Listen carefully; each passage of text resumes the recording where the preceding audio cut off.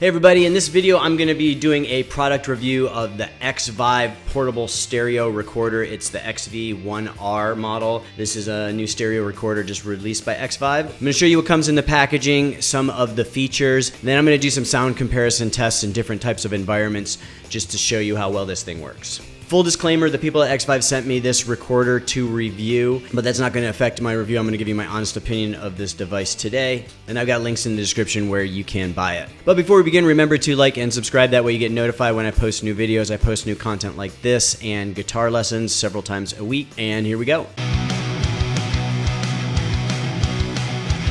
All right, so I love the concept of this portable recorder. There's many different applications where I would use something like this. One of them is to record song ideas. Now, I usually use my iPhone, but that can be kind of limiting. This has a lot more features that works well for songwriters, which I'll go over shortly. It also seems like a great idea for recording your band's live shows to review later. I'm not sure if this is going to produce the type of quality where I'd want to release it as some type of document of a live performance of my band, but the small size makes it a really good option for just documenting live shows to review later. All right, so first off, we'll do a quick unboxing. Here's what comes in the box. It comes with a card in the box that has QR code links to the user manual. And then here's the recorder. And then it also comes with two AA batteries, which you need to power the recorder. I kind of wished it came with an SD card, but I understand why it doesn't. And then now we'll do a brief overview of how the device functions. There's a power switch on the side. And then there's also an SD card holder on the side. The buttons and menu are pretty intuitive. For example, if we want to start recording, we press the record button once to enter the record menu, and then we press it again to actually start recording. The button then lights up, which lets you know you're recording, and then you're going to press stop to stop recording, so pretty simple. And then you press the home button to go back to the playback menu where you can play back your recorded file. So that's the basic functionality of the device, and then there's also some preset options which allow you to select from common recording settings like production, general, meeting, voice memo, and concert. I found the most useful settings to be concert for loud environments and production for high quality recordings. Some other cool recording options include a noise gate, a compressor, and a low cut filter. There's also a limiter as well. All right, so now let's do some audio tests and see how this thing performs in different environments. I'm going to do a room miking setup, compare it to an iPhone and a Shure SM7B. Then I'm going to do a close miking scenario with the iPhone and versus the SM57 on the guitar amp. And then I took this thing to my band practice and compared it as a room mic versus an iPhone. So let's go hear how it performs in these different environments. So first up, we'll do the room mic test.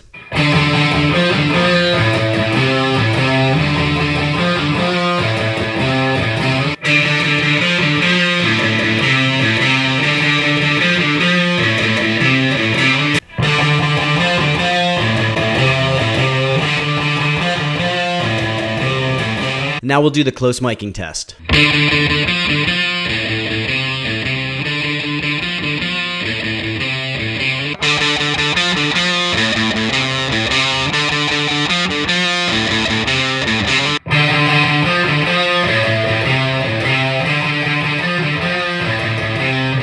And lastly, we'll test it out in a loud, noisy environment.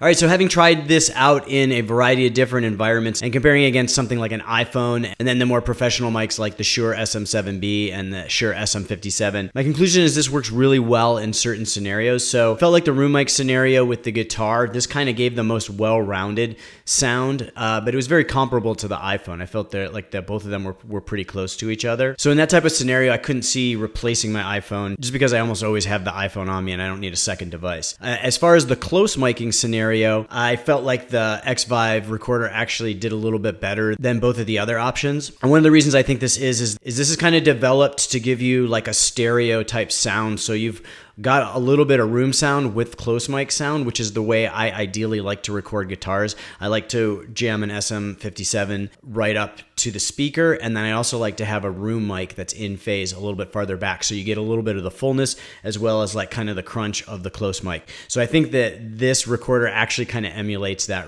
really well just by the nature of its design. And then where I found it performed really well was in the loud environment in my band practice. It's obvious that this thing had way more clarity, much more well-rounded tone than the iPhone. The iPhone just kind of sounded like garbage, which is understandable because the iPhone's not meant to be in that type of environment. So overall, I felt this performed well for the applications that it's really kind of intended for. So my overall rating for this is an 8.5. I felt like it really worked well in the loud environments. I would have given it a higher rating if it like truly excelled in kind of all environments. I felt like the sound quality was great in a live environment, but it's not good enough that I could ever consider using it as like a live release. So I feel like its best use is kind of like to record your live performing for your own reference.